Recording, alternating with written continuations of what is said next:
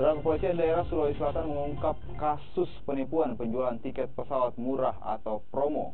Satu orang pelaku ditangkap yang merupakan oknum mahasiswa perguruan tinggi negeri di Makassar. Kasus ini terungkap berkat laporan warga yang menjadi korban penipuan penjualan tiket pesawat murah online yang merugikan korban hingga puluhan juta rupiah. Dalam menjalankan aksinya, pelaku menawarkan tiket pesawat secara online. Namun, saat akan digunakan, tiket pesawat tersebut palsu dan tidak dapat digunakan. Selain itu, pelaku juga melakukan scanning kartu kredit dengan cara meminta data korban dan nomor kartu kredit korban. Kini polisi masih mendalami kasus ini untuk mengungkap jaringan lainnya. Sejumlah barang bukti juga disita seperti laptop, handphone, dan 2 lembar bukti rekening.